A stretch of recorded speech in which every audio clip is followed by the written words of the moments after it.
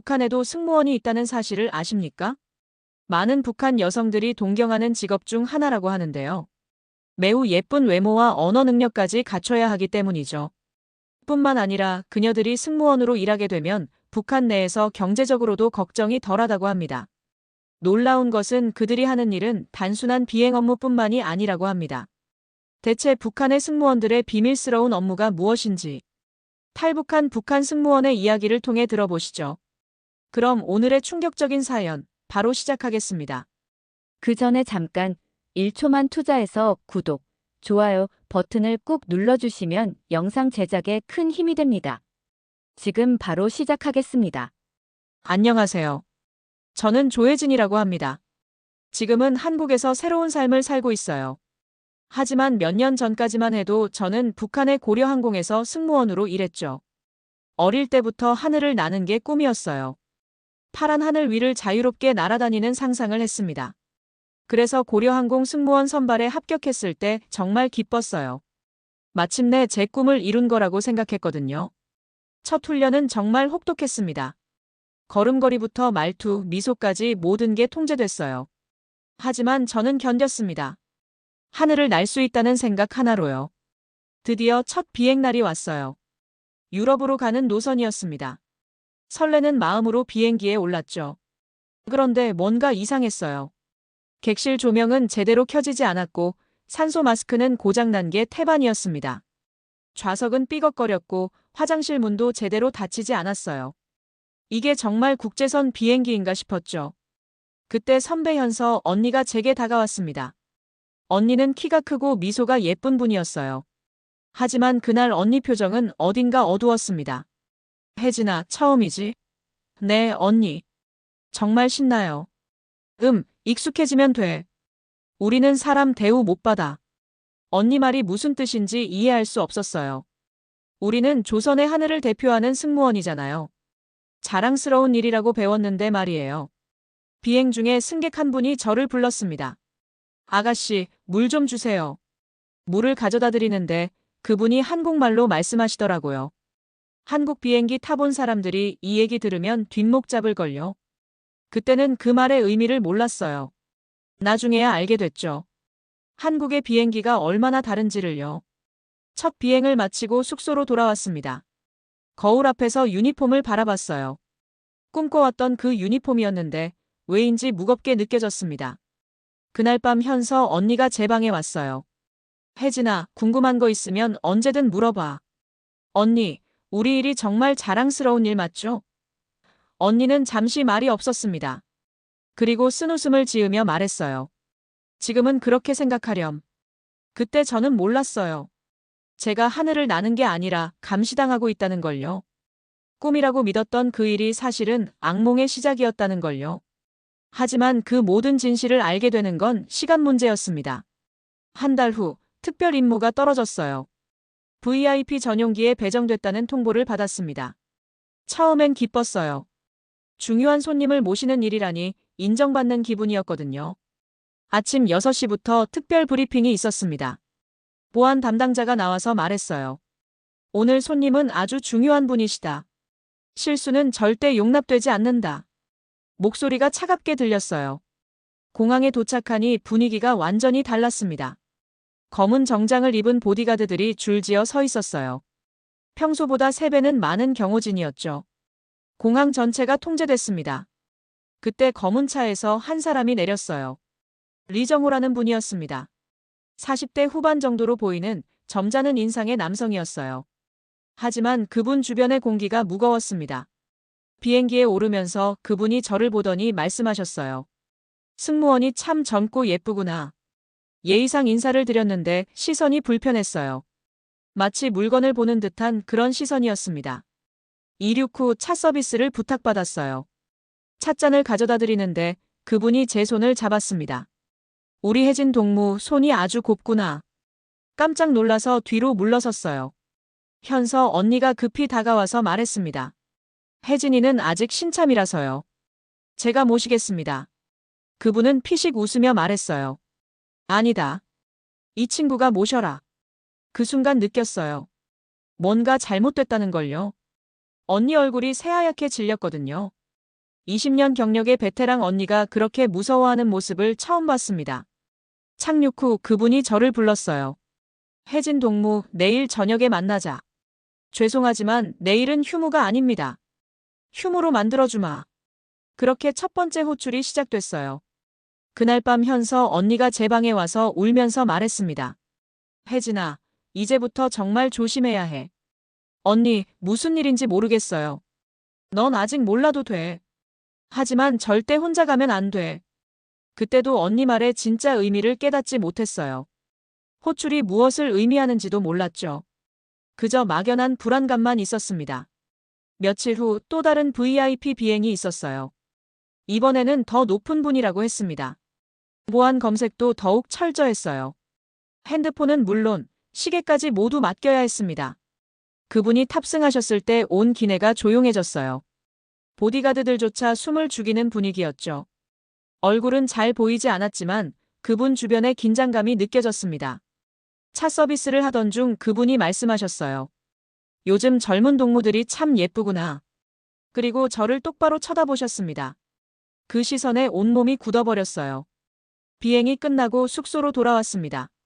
현서 언니가 기다리고 있었어요. 언니 얼굴에는 절망이 가득했습니다. 혜진아, 우리 탈출하자. 언니, 무슨 소리예요? 여기서 나가야 해. 안 그러면 우리 둘 다 끝장이야. 그때 처음으로 깨달았어요.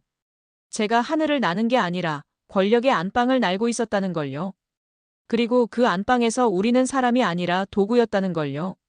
자유란 게 뭔지 그때 처음으로 간절히 상상하기 시작했습니다. 일주일 후 예상했던 일이 벌어졌어요. 리정우로부터 개인적인 만남 요청이 왔습니다. 거부할 수 없는 명령이었죠. 현서 언니는 제 손을 꽉 잡으며 말했어요. 뭐가 일어나도 저항하지 마. 목숨이 위험해. 지정된 장소는 평양 근교의 별장이었어요. 검은 차가 저를 데리러 왔습니다. 차 안에서 떨리는 손을 주먹을 쥐었어요. 뭔가 돌이킬 수 없는 일이 벌어질 거라는 예감이 들었거든요. 별장에 도착하니 그분이 기다리고 있었습니다. 평상복을 입고 있었지만 여전히 위압적이었어요. 혜진 동무, 와서 앉아라. 의자에 앉는데 다리가 떨렸습니다. 차 한 잔 대접하고 싶어서 불렀네. 표면적으로는 정중했지만 눈빛이 달랐어요. 마치 사냥감을 바라보는 것 같았습니다. 그 순간 알았어요. 제가 위험한 상황에 있다는 걸요. 차를 마시면서 그분이 말했습니다. 승무원 일은 어떤가? 열심히 하고 있습니다. 그래, 열심히 해야지. 우리가 잘 지켜보고 있으니까. 그 말 속에 담긴 의미가 섬뜩했어요. 감시를 당하고 있다는 뜻이었거든요. 제 일거수일투족이 모두 보고되고 있다는 거였습니다. 그날 밤 일어난 일은 말하고 싶지 않아요. 하지만 그날 제 인생이 완전히 바뀌었습니다. 집으로 돌아와서 밤새 울었어요. 거울을 보는 것도 싫었습니다. 며칠 후 현서 언니를 만났어요. 언니 얼굴을 보자 눈물이 났습니다. 언니, 저 어떻게 해야 해요? 언니가 저를 안아주며 말했어요. 괜찮아, 다 괜찮아질 거야. 하지만 언니도 울고 있었어요. 그때 언니가 충격적인 말을 했습니다. 나는 벌써 2번 낙태했어. 언니, 그게 무슨... 너도 조심해야 해. 정말로. 그제야 상황의 심각성을 깨달았어요. 이게 단순한 성추행이 아니라는 걸요. 조직적이고 지속적인 학대라는 걸 알았습니다. 2번째 호출이 왔어요. 이번에는 더 대담했습니다. 아예 하룻밤을 요구했거든요. 거부하면 어떻게 될지 뻔했어요. 그날 밤 현서 언니가 제게 말했습니다. 혜진아, 우리 정말로 여기서 나가자. 언니, 탈출은 죽음이에요. 우리 가족들도 위험해져요. 그럼 이렇게 죽느니 차라리. 언니 목소리가 절망적이었어요. 그때 처음으로 탈출을 진지하게 생각하기 시작했습니다. 여기 남아있으면 서서히 죽는 거라는 걸 깨달았거든요. 며칠 후 그분으로부터 선물이 왔어요. 값비싼 화장품과 금반지였습니다. 편지도 함께 왔죠. 앞으로도 잘 부탁한다는 내용이었어요. 그 선물들을 보며 구역질이 났어요. 이게 제 몸값이구나 싶었습니다. 울면서 선물들을 모두 버렸어요. 하지만 버린다고 해서 현실이 바뀌지는 않았습니다. 현서 언니가 제게 작은 지도 조각을 건네줬어요. 이건 중국 베이징 지도야. 혹시 모르니까 가지고 있어. 언니, 정말 탈출 생각하세요? 생각이 아니라 준비하고 있어. 그날 밤 잠들지 못했어요. 유니폼을 바라보며 생각했습니다. 이 옷이 꿈의 상징이 아니라 감옥이었다는 걸요. 여기선 꿈을 꿀 자유도 없었어요. 다음 날 아침 거울을 보며 다짐했습니다. 더 이상은 안 되겠다고요. 현서 언니 말이 맞아요. 여기서 나가야 해요. 그게 살 길이라는 걸 알았습니다. 한 달이 더 지났어요. 호출은 더욱 빈번해졌습니다. 이제는 일주일에 두세 번씩 불려갔어요. 매번 돌아올 때마다 제 안에 무언가가 죽어갔습니다. 현서 언니는 점점 야위어 갔어요. 얼굴은 창백했고 웃음도 사라졌습니다. 언니, 몸이 안 좋아 보여요. 응, 좀 피곤해서. 하지만 그게 단순한 피로가 아니라는 걸 알았어요. 어느 날 언니가 급히 저를 찾았습니다. 손에는 찢어진 일기장 조각을 들고 있었어요. 혜진아, 이거 가져. 언니, 이게 뭐예요? 내 일기야. 만약에 내가 없어지면 이걸 증거로 써. 섬뜩한 말이었어요. 없어진다는 게 무슨 뜻인지 물어보려는데 언니가 먼저 말했습니다. 나 또 임신했어. 언니, 이번이 세 번째야. 그날 밤 언니가 제 방에 와서 울면서 말했어요. 혜진아, 도망가자. 이번엔 정말로. 언니, 방법이 있어요? 베이징에 브로커가 있어. 리태식이라는 사람이야. 언니가 작은 종이를 꺼내서 보여줬어요. 거기에는 연락처와 암호가 적혀 있었습니다. 이 사람한테 연락하면 탈북 루트를 알려줘. 언니, 같이 가요. 난 못 가. 이 상태로는. 언니가 배를 만지면서 말했어요. 아이를 벤 상태로는 위험한 탈출이 불가능하다는 뜻이었죠. 그때 제 가슴이 찢어지는 것 같았어요. 며칠 후 끔찍한 일이 벌어졌습니다. 현서 언니가 병원에 실려갔어요. 셋째 낙태 수술 중 과다출혈이 일어났다고 했습니다. 급히 병원으로 달려갔지만 이미 늦었어요. 언니는 제 손을 잡고 마지막 말을 했어요. 혜진아, 살아라. 너만큼은 살아야 해. 언니 안 돼요. 언니가 있어야 해요. 일기장. 꼭 가져가. 그렇게 현서 언니가 세상을 떠났습니다. 28살의 나이예요. 공식적으로는 급성 복통으로 인한 사망이라고 발표됐어요. 하지만 우리는 진실을 알고 있었습니다. 장례식은 조용히 치러졌어요. 가족들도 많이 오지 못했습니다. 정치적으로 민감한 일이라고 했거든요. 언니 무덤 앞에서 무릎을 꿇고 울었어요. 언니, 내가 갈게. 이번엔 진짜로. 무덤에 절을 하며 다짐했습니다. 언니가 못다한 꿈을 제가 이루겠다고요. 자유를 향해 나아가겠다고 약속했어요. 그날 밤 언니 일기장을 읽었어요. 거기에는 3년간의 고통이 고스란히 적혀 있었습니다. 첫 번째 임신, 두 번째 임신, 그리고 절망적인 하루하루가요. 마지막 페이지에는 이런 글이 있었어요. 혜진이만큼은 이 지옥에서 나가게 해주세요. 눈물이 멎지 않았어요. 언니가 마지막까지 제 걱정을 했다는 게 가슴 아팠습니다. 그날 밤 결심했어요. 더 이상 미룰 수 없다고요. 다음 날 리태식이라는 분에게 연락했습니다. 언니가 알려준 암호를 말하니 만나자고 하더라고요. 현서가 보냈구나. 얼마나 준비됐나? 목숨 걸고 나갈 준비는 돼 있어요. 리태식 아저씨는 40대 중반의 거친 사람이었어요. 하지만 눈빛은 따뜻했습니다. 아가야, 이 길은 정말 위험해. 죽을 수도 있어. 여기 있어도 죽어요. 천천히 죽는 거예요. 그분이 고개를 끄덕이며 말했어요. 알겠다. 한 달 후에 준비해줄게. 감사합니다. 현서 일은 미안하다. 내가 더 빨리 움직였어야 했는데. 나는 그녀의 장례식 대신 자유를 향한 배웅을 선택했어요. 언니 무덤에 마지막 인사를 하며 말했습니다. 언니, 저는 언니가 꿈꾸던 그 하늘로 갈게요. 지도 한 조각이 제 유일한 희망이었어요. 탈출 준비에는 한 달이 걸렸어요. 리태식 아저씨가 세심하게 계획을 세워줬습니다. 베이징행 항공편을 이용해서 나가는 거야. 제가 승무원이니까 더 쉽겠네요. 아니다. 오히려 더 위험해. 신원이 확실하니까. 매일 밤 탈출 계획을 외웠어요. 베이징 공항에서 화장실로 들어가서 유니폼을 벗고 나오는 것. 그 다음은 아저씨가 준비한 루트를 따라 라오스로 가는 거였어요. 라오스에서 태국으로, 태국에서 한국 대사관으로 가는 거야. 계획을 들으니 현실성이 없어 보였어요. 하지만 다른 방법은 없었습니다. 아저씨, 성공률이 어느 정도 돼요? 솔직히 말하면 50%도 안 돼. 그래도 여기 있는 것보다는 낫겠죠. 마지막 비행날이 왔어요. 베이징행 정기 항공편이었습니다. 평소처럼 유니폼을 입고 출근했어요. 하지만 가방 안에는 리태식 아저씨가 준 사복이 들어있었죠. 동료들과 마지막 인사를 나눴어요. 물론 탈출한다는 말은 할 수 없었습니다. 오늘 컨디션이 좀 안 좋아 보이네. 응, 좀 피곤해서. 이륙 전 마지막으로 평양 하늘을 봤어요. 28년간 살아온 고향이었지만 아쉬움은 없었습니다. 오히려 빨리 벗어나고 싶었어요. 이곳은 더 이상 제 고향이 아니었거든요. 비행 중에 승객 서비스를 하면서 생각했어요. 이게 마지막이구나. 유니폼을 입고 일하는 마지막 날이었습니다. 동시에 조혜진으로 사는 마지막 날이기도 했어요. 베이징 공항에 착륙했어요. 심장이 터질 것 같았습니다. 이제부터가 진짜 시작이었거든요. 승무원 업무를 마치고 화장실로 향했어요. 화장실 안에서 유니폼을 벗었습니다. 3년간 입었던 그 옷을 벗는 순간이었어요.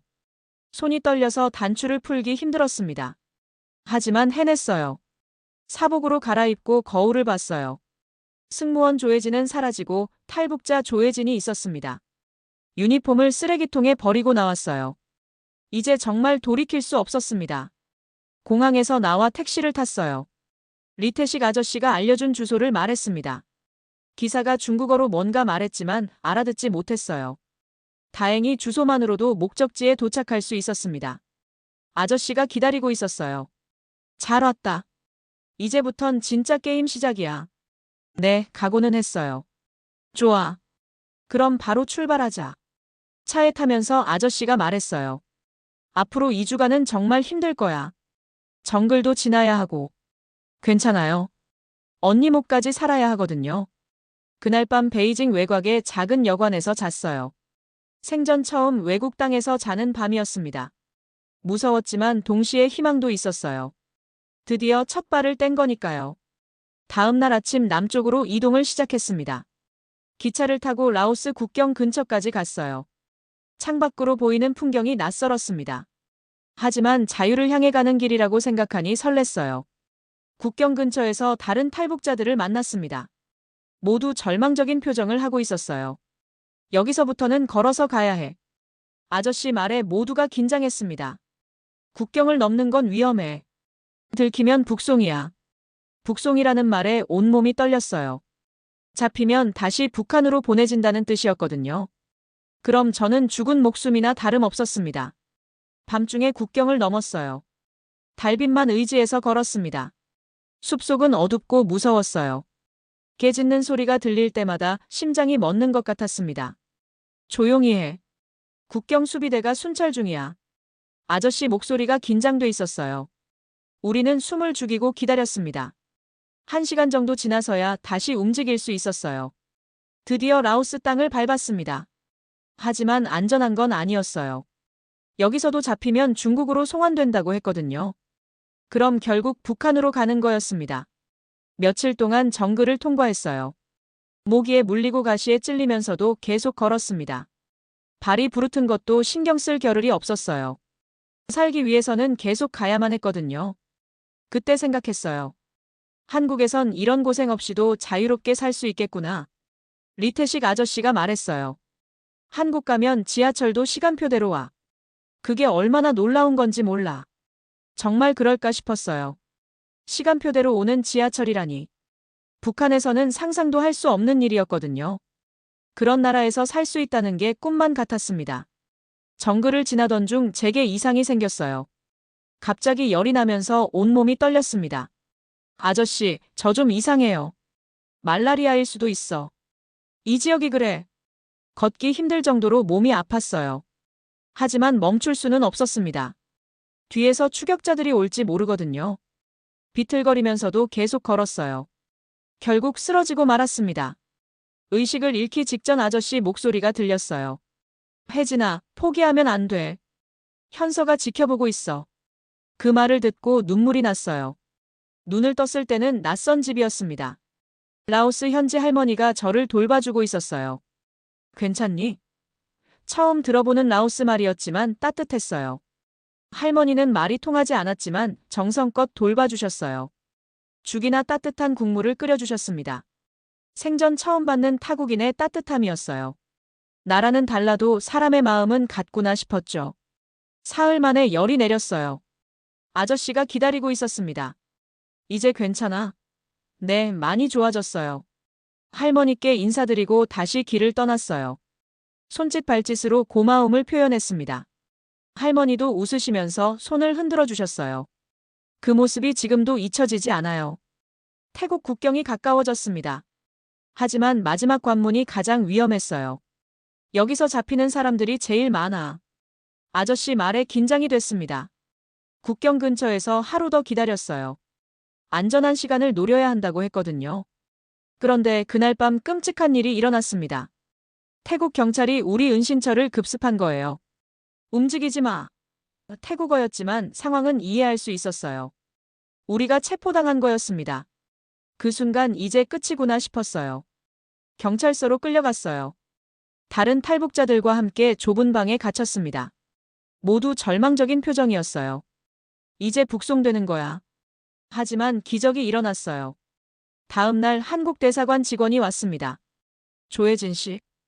제 이름을 부르는 소리에 깜짝 놀랐어요. 우리가 찾고 있었어요. 어떻게 저를 찾았는지 물어봤더니 리태식 아저씨가 미리 연락했다고 하더라고요. 그 순간 가슴이 뭉클했습니다. 아저씨가 저를 끝까지 지켜준 거였어요. 대사관 차를 타고 나오면서 생각했어요. 국가란 게 이렇게도 다를 수 있구나. 한쪽은 저를 팔려고 했고 한쪽은 저를 찾아주었어요. 그 차이가 너무 컸습니다. 태국에서 며칠 더 머물렀어요.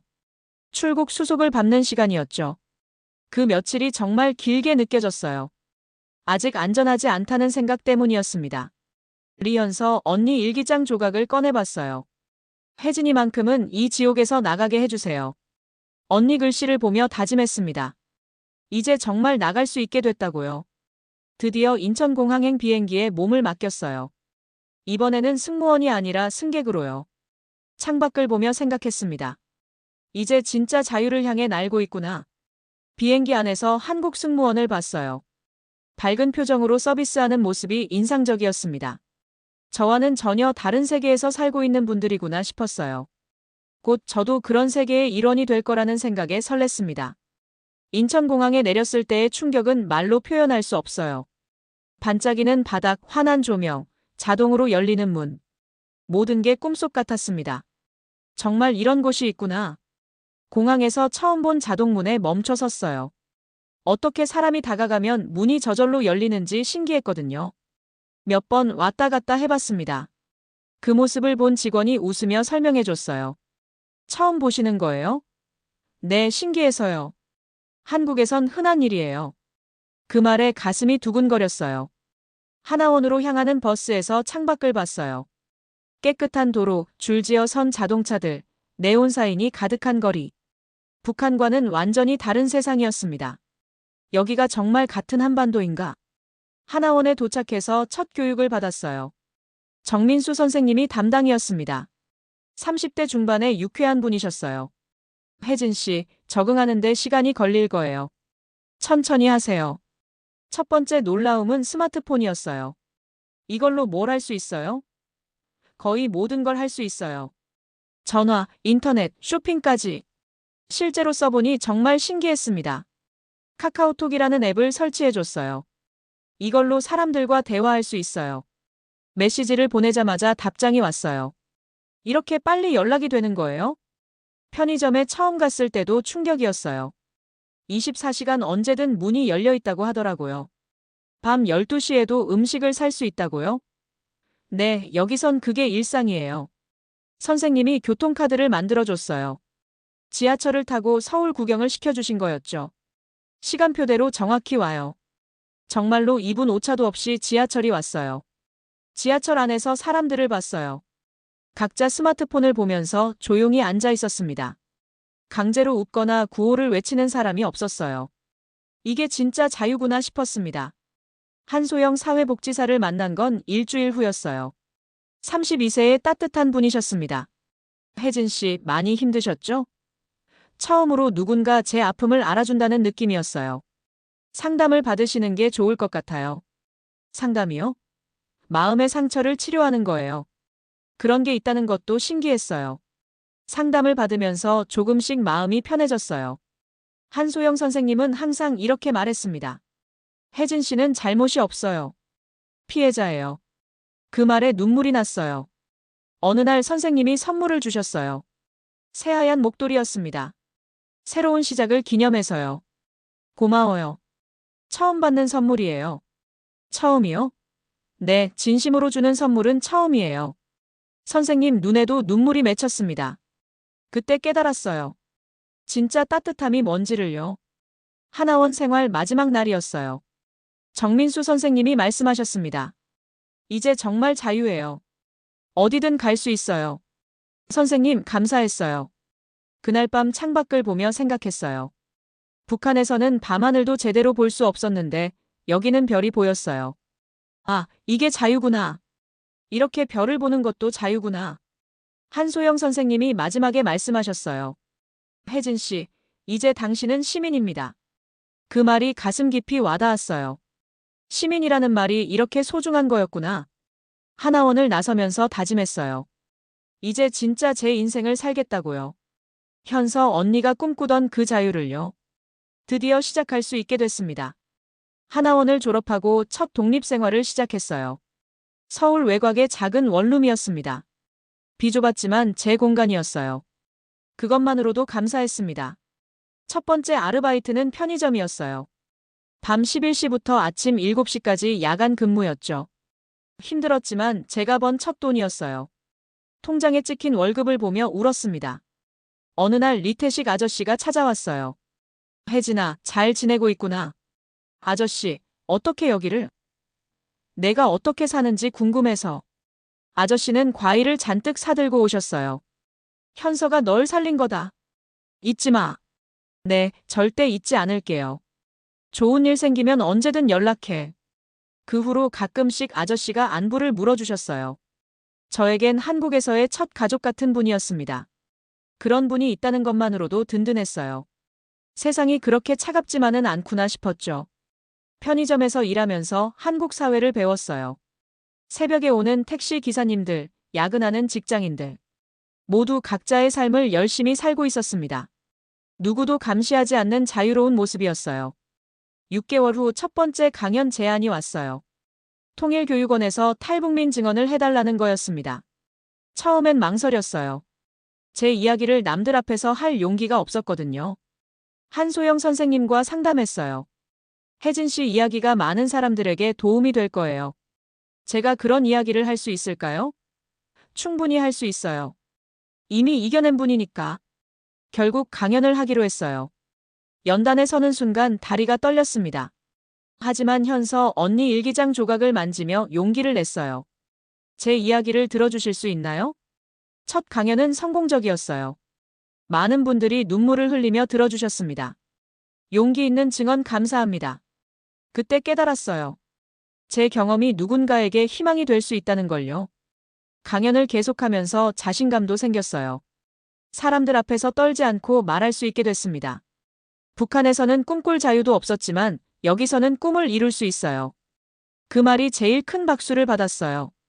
어느 날 특별한 초대를 받았어요. 국회에서 통일 관련 토론회에 참석해달라는 거였습니다. 정말 떨렸지만 가기로 했어요. 제 목소리가 더 많은 사람에게 전해질 수 있으니까요. 국회에서 만난 의원님들이 말씀하셨어요. 혜진 씨 같은 분들이 있어서 통일에 대한 희망을 갖게 됩니다. 그때 정말 뿌듯했어요. 제가 작은 역할이라도 하고 있구나 싶었죠. 1년 후에는 작은 책을 냈어요. 제 탈북 경험을 담은 수기였습니다. 하늘을 나는 꿈이라는 제목이었어요. 현서 언니에게 바치는 책이었죠. 책 출간 기념회에 많은 분들이 오셨어요. 리태식 아저씨, 한소영 선생님, 정민수 선생님도 왔습니다. 제가 한국에서 만난 소중한 분들이었어요. 혜진아, 정말 자랑스럽다. 그날 밤 한강변을 걸었어요. 현서 언니 일기장 찍힌 조각을 꺼냈습니다. 언니, 여기 진짜 푸른 하늘이 있어요. 바람에 날린 종이 조각이 하늘로 올라갔어요. 이제는 유니폼 없이도 하늘을 나는 기분이에요. 매일 아침 눈을 뜰 때마다 감사해요. 오늘도 자유롭게 숨 쉴 수 있다는 것이에요. 이게 바로 진짜 하늘을 나는 순간입니다. 지금 저는 탈북민 지원단체에서 일하고 있어요. 저와 같은 상황에 있는 분들을 돕는 일이죠. 언니가 저를 살린 것처럼 이제 제가 누군가를 살릴 차례예요. 그렇게 말하며 오늘도 일하고 있습니다. 한국에 온 지 3년이 됐어요. 아직도 가끔 악몽을 꿔요. 하지만 이제는 깨어나면 자유라는 걸 알아요. 그래서 두렵지 않습니다. 제 이야기를 듣는 분들에게 꼭 전하고 싶은 말이 있어요. 자유는 공짜가 아니라는 것. 누군가의 희생과 용기로 지켜지는 거라는 것. 그리고 그 자유를 누리는 우리는 정말 행복한 사람들이라는 것. 이제 저에게 하늘은 한계가 아니라 가능성이에요. 어디든 날아갈 수 있는 무한한 공간이죠. 현서 언니, 제가 약속 지켰어요. 우리가 꿈꾸던 그 하늘에서 자유롭게 날고 있어요.